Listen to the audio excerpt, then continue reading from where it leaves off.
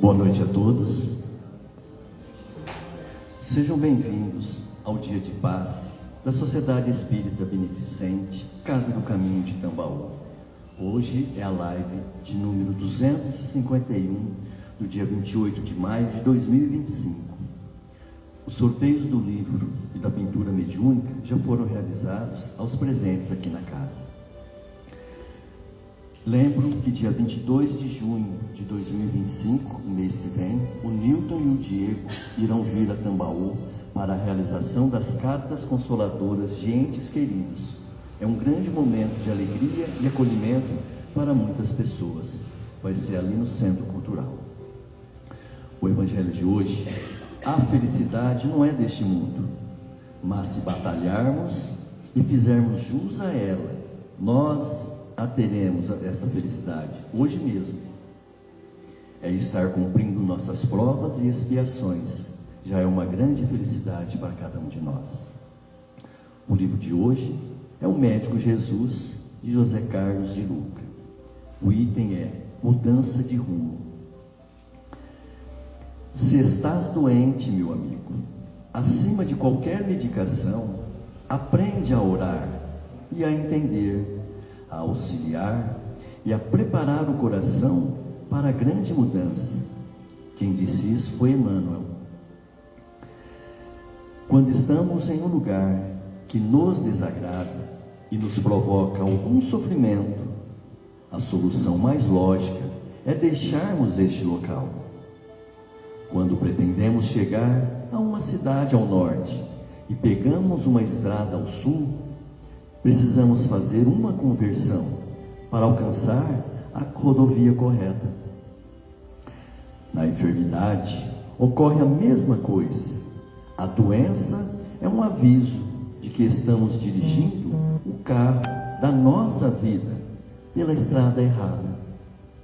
E geralmente essa estrada se chama desequilíbrio. Por isso, não há cura verdadeira sem mudança de estrada, sem uma conversão de nossa parte.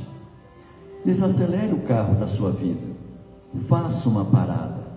Quantas vezes é necessário a gente dar uma parada para equilibrar, para entender como que nós estamos conduzindo a nossa vida, se estamos dirigindo de forma correta, se estamos dirigindo de forma errada.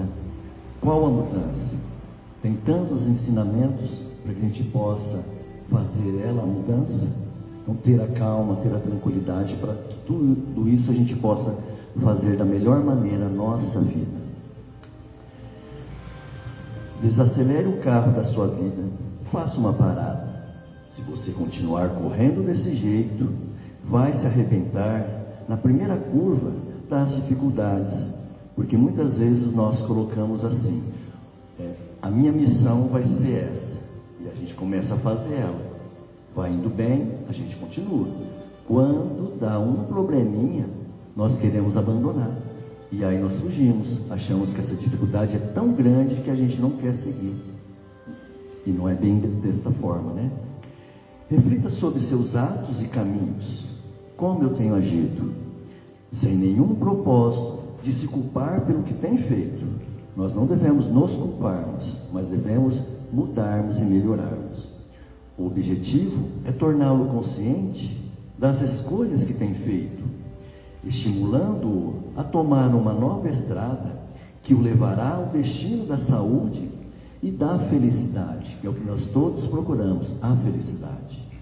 Em todas as curas que realizava Jesus, ele sempre apresentava aos enfermos a proposta do não peques mais, isto é, do não voltes a errar, o que para nós significa a necessidade de mudança de rumo que qualquer processo sincero de cura nos solicita. Muitos a quem Jesus curou voltaram a adoecer. Por quê? Porque eles não mudaram de vida, persistindo em seus velhos hábitos doentios. Tenhamos consciência de que custará muito menos mudar do que experimentar o sofrimento do comodismo. Nenhum processo de cura se estabelece sem duas condições indispensáveis: consciência e mudança. Nunca é tarde para mudar de caminho, por piores que tenham sido as estradas do erro percorridas. Jesus nunca desistiu de você, de cada um de nós. Ele está sempre conosco. A doença é um chamado para voltarmos ao caminho do bem. É um puxãozinho de orelha a doença. Ela vem sempre para nos corrigir, nunca para nos prejudicar. Mas nós achamos ruim da doença e reclamamos, né? Como há 2000 anos atrás, o médico Jesus, ele está pronto para lhe curar. E você está pronto para essa mudança? Será que a gente está? Será que nós pedimos para Jesus e Ele fala, eu vou te dar, eu estou preparado para ela? Ou será que depois eu vou dizer, não era bem isso? Se estiver pronto, tenha certeza que a felicidade estará te acenando, que é o que nós procuramos, a felicidade. Então, vamos fazer a mudança para a gente conseguir essa felicidade. Nós estamos no mundo, no planeta de provas e expiações. Então, não vai ter essa felicidade assim. Mas nós trabalhando correto, a gente vai sentir, porque a gente pode trabalhar também essa parte espiritual, sabendo que não termina aqui a nossa vida. Ela tem a continuidade. Então, vamos trabalhar para que essa felicidade se torne bem possível para nós. Boa noite a todos e fiquem com Deus.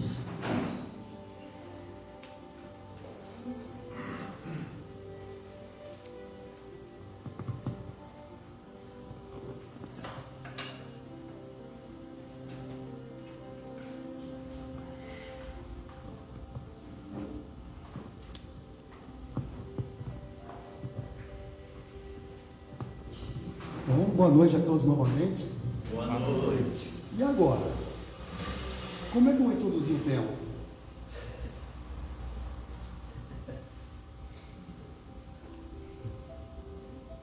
Bom, vamos lá. Nós estamos no capítulo 5, continuando o capítulo 5, lembrando que é o maior capítulo do Evangelho segundo o Espiritismo, só perdendo para as preces lá no final. Estamos aqui. O tema é o item 20. A felicidade não é deste mundo.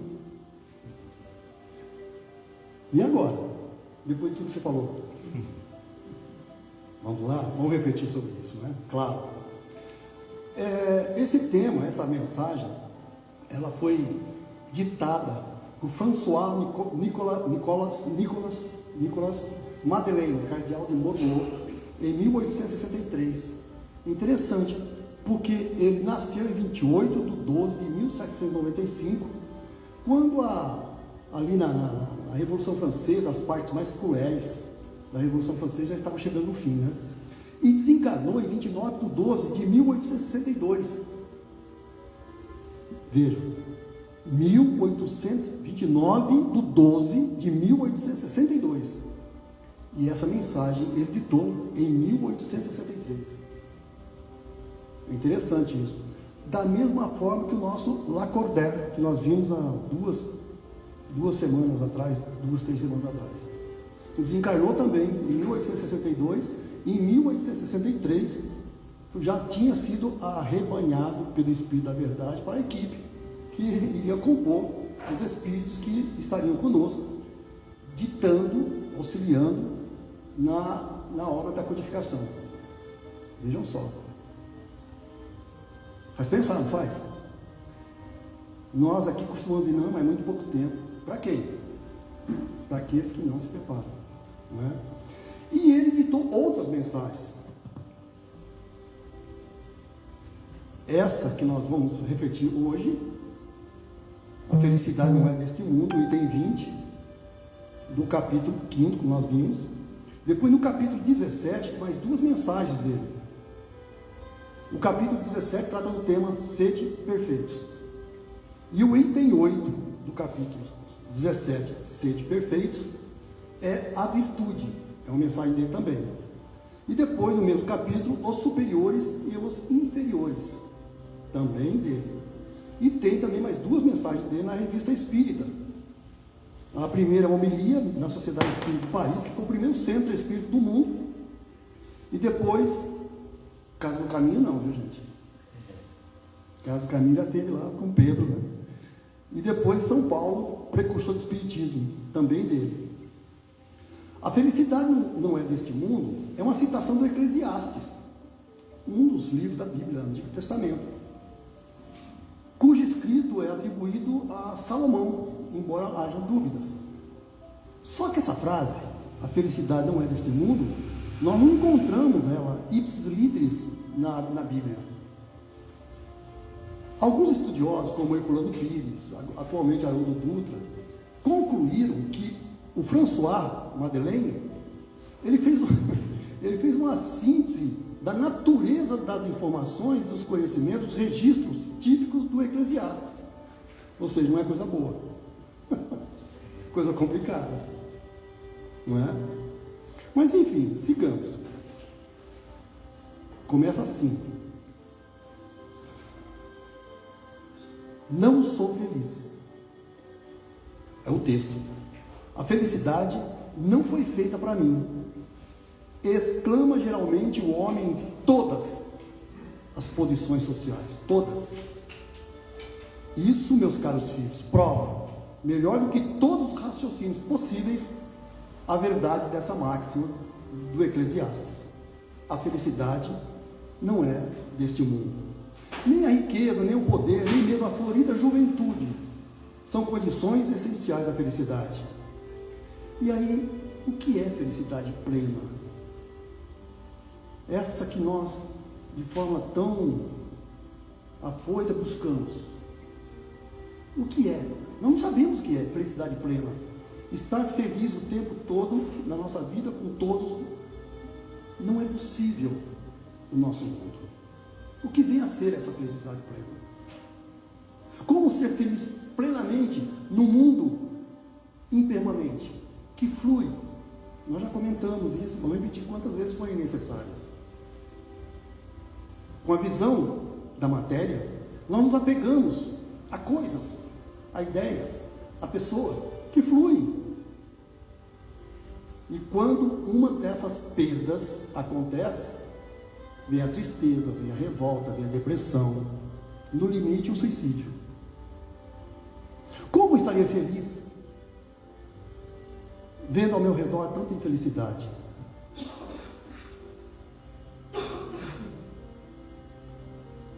Como estaria feliz pensando que alguém querido meu podia estar no inferno permanente e eu no céu olhando, sem fazer nada? Mutatis mutandis, imaginemos essa situação acontecendo enquanto encarnados. Como? Como estar feliz com o nosso primitivismo, com as nossas imperfeições, que afloram o tempo todo, constituindo o material a ser analisado por nós, para, identificando, realizar os trabalhos de transformação. Então, já repetindo uma vez aqui, nós não podemos romantizar a nossa existência neste mundo. É ilusão. Porque aquilo que o mundo considera felicidade não torna a criatura feliz. As expectativas da nossa sociedade atual em busca da felicidade só gera frustrações, ilusões atrás de ilusões, que fluem, passam, não nos preenchem. Porque se falarmos de questões materiais, quando conquistamos algo de cunho material, a alegria é efêmera, que já estaríamos atrás de outra. Não nos planifica. E vejamos nós, tanta busca superficial por felicidade e nunca se consumiu tantos remédios psiquiátricos. Nas fases da vida, juventude, o florir da juventude, como ele citou agora há pouco, e nós acompanhamos o triste quadro de jovenzinhos em processo de profunda tristeza, depressão e suicídio. Temos exceções, claro, Claro que são aquelas exceções que vão segurar esse bastão e conduzir-nos através do processo de transição pelo qual nós estamos atravessando. Chegando à maturidade, as responsabilidades com a família, as responsabilidades profissionais, os conflitos que enfrentamos em cada uma das nossas facetas do nosso existir. Chegamos à velhice, chegando à maturidade, ainda na juventude, na pré-juventude, eu não vejo a hora de chegar aos 18 anos. O que eu quero fazer? Se bem que atualmente, né, fazem independente dos 18 anos, mas algumas coisas ainda são cerceadas. Chegamos à maturidade, que saudades dos meus tempos, da aurora da minha vida, da minha infância querida, que os tempos não trazem mais. Essa não sei de onde saiu, gente, pela nossa poeta. Saudades de algo que passou é legítimo, desde que nós não fiquemos apregoados, aferrados a essas saudades. Não vejo a hora de me aposentar. Aí me aposento. Aí começa a fase do desmanche. É dor aqui, dor ali, dor acolá. No entanto, cada uma dessas etapas do nosso existir, claro, tem as suas vicissitudes, mas também tem as suas possibilidades, as suas potencialidades. Mas nós não conseguimos trabalhar de forma equilibrada tudo isso. Encontramos em cada uma delas, ao invés da oportunidade abençoada do aprendizado, a nossa vontade, os nossos quereres frustrados. O que acontece no ciclo das nossas vidas, acontece também com as nossas posses, bens materiais. Se estamos com a nossa conta corrente recheada, com o nosso plano de ações bombando, não é? Principalmente essa fase atual aí maluca, o plano de ações está lá, rendendo barbaridade, já permitindo dividendos, viver só de dividendos. Aí dá uma queda na bolsa. Em 1928, muitos se suicidaram por isso. Se estamos plenos com as nossas posses, em termos de casas, carros, etc, iates, temos de gerir tudo isso. Tem uma responsabilidade tremenda na gestão de tudo isso. E nessa gestão existem atritos, conflitos, e muitos desses que estão dos abastados se encontram também em processos críticos em termos de transtornos mentais. O pobre inveja o rico.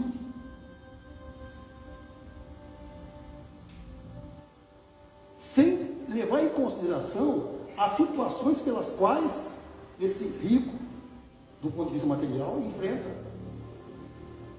Que muitas vezes desejaria ter uma vida simples. Rico, na realidade, é aquele que tem as suas necessidades básicas atendidas, né? Que consegue pagar as suas contas. É raro isso, mas é possível. E temos aqueles que se encontram na miséria, desprovidos de bens materiais e bens morais. Sofrimento o tempo todo. Sem lar, muitas vezes, sem alimento, sem proteção à saúde, sem sistema educacional dos filhos, sem dores e sofrimentos. Na área do poder, a mesma coisa. Não, porque fulano, quando nós não estamos ocupando alguma área de poder, algum cargo, alguma indicação de poder, quando nós não estamos, é muito fácil nós apontarmos, criticarmos, mas não nos dispomos a nos colocar no lugar do outro e assumir as suas responsabilidades morais. Porque as nossas críticas, via de regra, são de cunho moral. E, no entanto, muitas vezes, essas pessoas, porque acreditam, existem, estão doando a sua vida em prol de uma coletividade. Existem. Quando estamos no poder, quando estamos em condições de liderança, muitas vezes criticamos os liderados, porque não respondem. O líder cujos liderados não responde é porque não está sabendo liderar. Porque a liderança, tal qual a pedagogia, tal qual o ensino, é um ato de amor, de doação, de servir. A liderança mais rica é a liderança do servir. Eu não vim aqui para ser servido, eu vim para servir. O líder que impõe está buscando reações negativas. Não é fácil. E tem os seguidores que seguem de forma cega, sem reflexão. E quando acontece de esbarrar com algo que em sua vida o desperta, vê o inconformismo. Por quê? Porque não refletiu. E não adianta colocar para terceiros aquilo que é a responsabilidade dele, nossa, de cada um de nós, da reflexão e do exercício do nosso livre-arbítrio, para decidirmos em qual direção seguir. E não embarcarmos em comportamentos de manada. A dor e o sofrimento, nós buscamos. Nos relacionamentos, alimentamos expectativas. Você me faz feliz. Conversa. Essa é a conversa de um egoísta. A premissa é: farei tudo que estiver ao meu alcance para te fazer feliz. Toda vez que nós colocamos a nossa felicidade fora de nós, nós estamos na trajetória da frustração. E quando nós nos frustramos, nós culpamos, e culpamos fora de nós. Felicidade é algo que vem de dentro para fora, e não de fora para dentro. Ninguém coloca em nós a felicidade. Nós é que despertamos esse potencial de felicidade. É o que estamos aprendendo ainda, através das diversas provas e expiações. Querer ser amado. Francisco já não falava.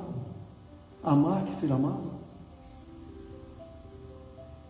E não nos esqueçamos, como o Marco lembrou de novo, que estamos num mundo de provas e expiações.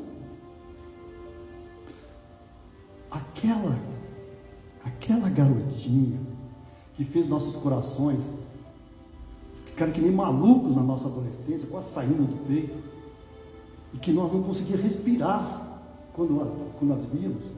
Não nos iludamos. Pode se transformar na nossa maior cobradora ao longo da vida. Meninas, aquele príncipe encantado que vocês sonharam tanto, poderá ser também o maior cobrador de suas vidas. Mas, tanto vocês, meninas, quanto nós, temos a oportunidade abençoada de realizarmos os ajustes e os aprendizados que nós nos propusemos a realizar enquanto encarnados.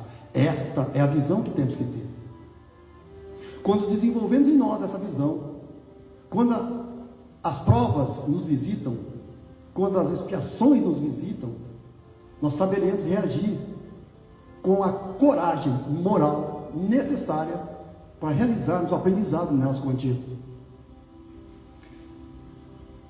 Neste mundo, por mais que faça, cada um tem a sua parte de labor e de miséria, sua cota de sofrimentos e de decepções, donde facilmente se chega à conclusão de que a Terra é um lugar de provas e expiações. A Terra é uma escola. Essa é a premissa primeira, fundamentada na sabedoria, na bondade, na justiça divina, que não quer que nós soframos. O Pai quer que nós aprendamos. Então, o primeiro caráter do nosso mundo, nosso planeta Terra, é de escola, de aprendizado.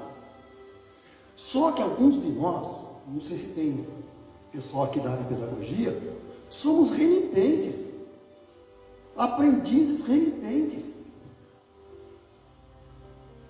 E aí a Terra passa a ser uma espécie de... Porque nessa renitência nós meio que adoecemos.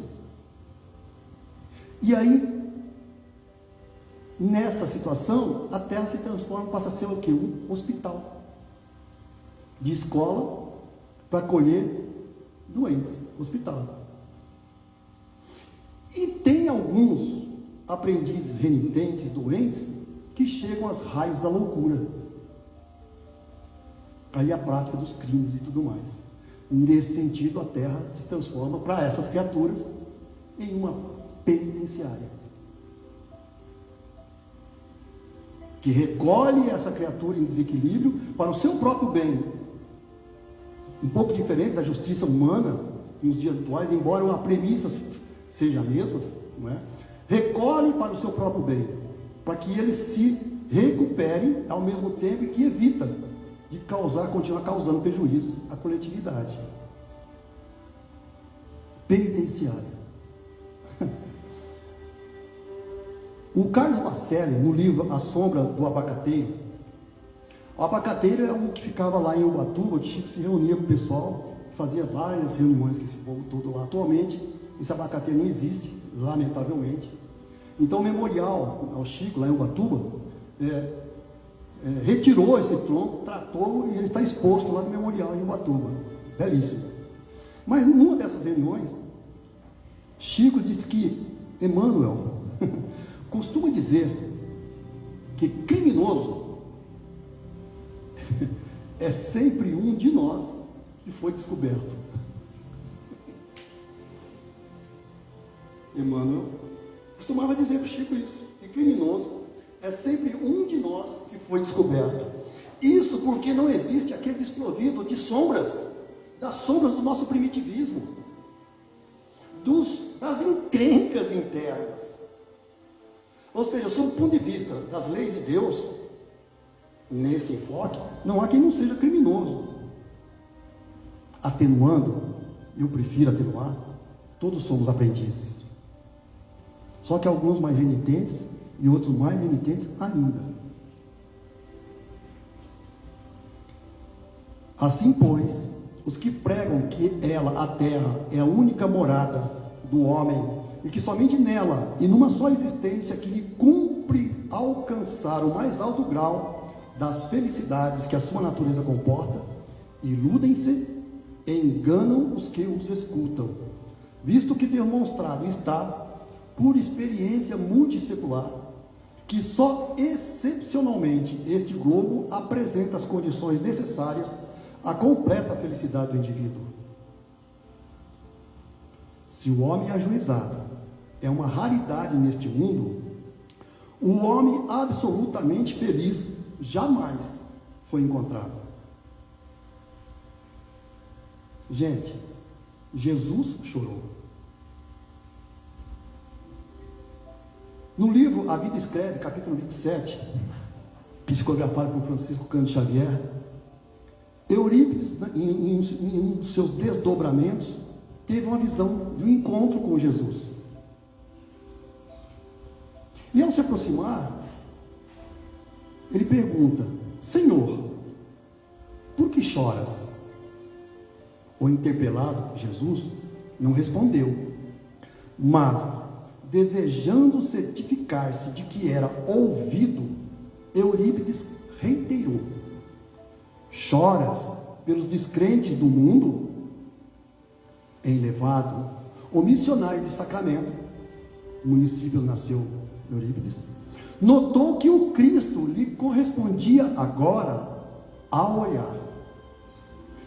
E após um instante de atenção, respondeu em voz dulcíssima: não, meu filho, não sofro pelos descrentes aos quais devemos amor. Choro por todos os que conhecem o Evangelho, mas não praticam. Depois dessa visão, Eurípides despertou o seu corpo físico e nunca mais parou de trabalhar até sua morte, que aconteceu aos 38 anos. Ele foi vítima da gripe espanhola no começo do século XX. Choro por todos os que conhecem o Evangelho, mas não o praticam. Gente, isso dá um nó no nosso coração, na nossa garganta. Sabe que o Cristo não está chorando por nós? Não precisa nem chegar a ele. Será que os nossos mentores e amigos espirituais não choram por nós neste momento? E o Cristo chorou, de acordo com os registros do Novo Testamento, 3 vezes, mais 3 vezes. É provável que tenha acontecido mais vezes, mas registrar só esses 3. Quando de Lázaro, que chega a sua irmã e fala: Senhor, se estivesse aqui, meu irmão não teria morrido. E vendo o sofrimento daquelas criaturas, Jesus chorou. Chorou por nós, por eles, por empatia. E aí, a ressurreição de Lázaro, que nós sempre comentamos, não foi exatamente uma ressurreição. Provável que Lázaro estivesse no estado de letargia, que é aquele estado que aparenta a morte, que vocês já devem ter ouvido falar. Casos e casos, inclusive de atores e tudo mais, que foram enterrados vivos, em estado de letargia. O que o Cristo fez? Doou do seu fluido, doou do seu ectoplasma. O fluido de nosso Mestre Jesus, eu diria que é diferenciado. E com isso fez o quê? Fez uma recarga energética a Lázaro, que o capacitou a retomar o comando do seu corpo físico. Cristo chorou também em Jerusalém, ao contemplar a cidade e vendo os pecados, os desvios, não gosto de termo, os desvios da população. Sabia do seu futuro, que seria cercada e destruída completamente, e falou isso para os apóstolos: não restará pedra sobre pedra. E Cristo chorou. E ele chorou também no Getsemane, porque ia experimentar uma suprema agonia também, mas por nós. Então, se um espírito de luz vem até nós numa missão de mudar a história da humanidade, chora, porque conviveu e convive com a infelicidade humana, como é que nós, ainda tão limitados, podemos aspirar a uma felicidade plena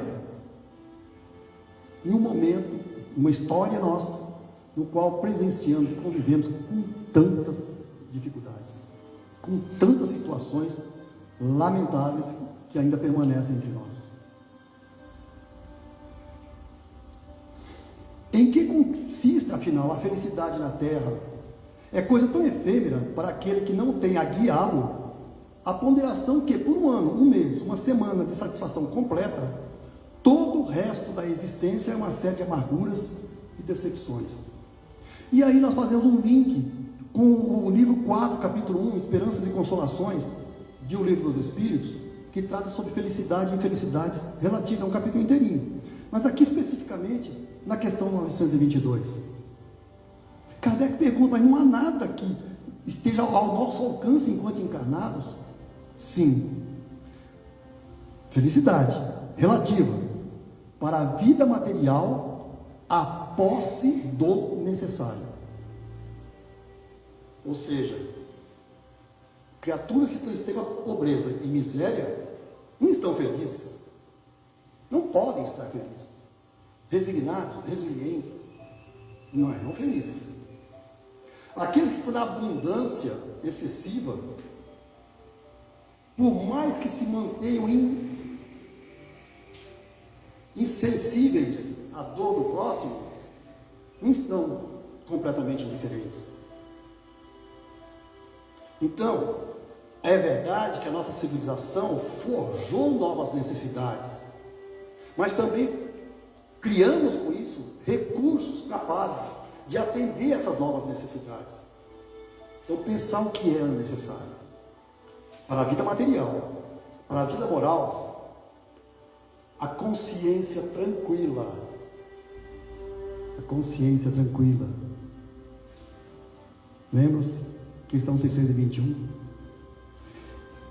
E a fé no futuro. Se nós não tivermos isso em nós, não há como buscar, nas situações que a vida nos coloca, os aprendizados nelas contidos. Perde todo sentido. E vamos querer gozar o momento presente, independente de consequências. Essa é a concepção materialista. Vivam o agora, da melhor forma possível. Mas as consequências são extremamente complicadas para o ser espiritual que somos. Entretanto, o nosso amigo nos lembra que há mundos nos quais o ser humano, ainda encarnados, experimentam-se uma felicidade. Que tem as posses, tem ao seu alcance aqueles desejos, aquelas aspirações de um ser humano encarnado, sem o sentimento de culpa e de remorso, para onde estamos caminhando. Mundos de regeneração, que impulsionam o ser já no desejo de fazer o bem. Já não é mais o apego, já não é mais o egoísmo, já não é mais o orgulho, já não mais a vaidade, a indiferença, mas o impulso para o bem. E lembremos que mundos felizes também ainda estaremos lá com os seres humanos encarnados. Então, mundo de provas e expiações, mundo de regeneração, mundos felizes. Só deixaremos a roda das encarnações nos mundos celestes, estágio de espíritos puros, quando a partir daí já não seremos mais seres humanos. Ok? Então, nesses próximos estágios, repito, para o qual estamos caminhando, nós sim poderemos almejar felicidade genuína enquanto encarnados. Para isso, esse processo de transformação ao qual estamos todos, sem exceção, sendo convocados, já terá se adiantado em muito. Teremos deixado para trás a tendência da prática do mal. Teremos avançado nas nossas virtudes, que não mais serão virtudes negativas. Virtudes negativas são aquelas que nos impedem de fazer o mal, mas transformando-as em virtudes positivas, que é a ação para o bem. Precisamos esperar chegar lá? Não. Não. Muitos de nós hoje, porque estão em um processo de transição, muitos de nós hoje já alcançam essa condição. Muitos de nós hoje já têm em si essa satisfação do bem servir. Joana de Ângeles tem uma frase interessante, que é assim: a felicidade não é deste mundo, mas começa nele. E esse começar está ao alcance de todos nós. E termina assim: assim, pois, meus queridos filhos, que uma santa emulação, proposição, estímulo, vos anime, e que cada um de vós se despoje do homem velho. Deveis todos consagrar-vos à propagação desse espiritismo, que já deu começo à própria regeneração, à vossa própria regeneração. A propagação desse espiritismo que já deu começo à vossa própria regeneração, de todos nós. No momento em que entramos em contato com a doutrina, nós começamos a ressignificar o nosso existir. Se isso está acontecendo com nós, ele diz: corre-vos o dever de fazer que os vossos irmãos participem dos raios da sagrada luz. Mãos, portanto, à obra, meus muito queridos filhos. Que nesta reunião solene, todos os vossos corações aspirem a esse grandioso objetivo de preparar para as gerações vindouras um mundo no qual já não seja vã a palavra felicidade. Muita paz.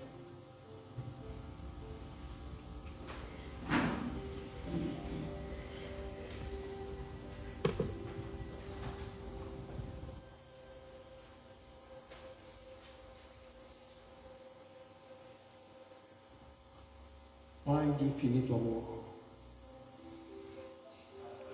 Jesus, mestre querido. Obrigado, Senhor. Obrigado por estar sempre conosco. Obrigado por jamais ter se distanciado de nós. Ao longo da nossa história, quantos mensageiros enviados teus não estiveram presentes entre nós? Fisicamente. Quantos mensageiros teus de paz e de amor estão conosco a cada momento, nos inspirando com sugestões, com ideias, com energias de elevado teor, para que deixemos para trás o homem velho. Auxilia-nos, Senhor, para que deixemos para trás cada vez mais as ilusões da nossa existência material. Que saibamos aproveitar em todo o seu potencial as possibilidades que essas posses contêm. Que saibamos utilizar a nossa inteligência, os nossos melhores sentimentos, para fazer crescer a nossa inteligência e elevar a nossa sensibilidade no trabalho, na utilização desses recursos, no bem servir. Que descobramos cada vez mais que a alegria genuína não está nos bens que fluem, não está nas situações momentâneas, efêmeras, mas na intensificação dos valores do Espírito, que tem o poder de tirarmos do nosso castelo egoísta e nos colocar na luz do nosso Mestre, na luz do nosso Pai, traduzida em fraternidade, em tolerância, em caridade e em amor. E assim, com a graça de Deus nosso Pai, de Jesus, o Divino Mestre, dos nossos irmãos do plano espiritual que nos orientam e compartilham conosco esses momentos, dos nossos mentores, pedindo licença para encerrarmos a preleção da noite, dando graças a Deus e graças a Jesus. Que assim seja.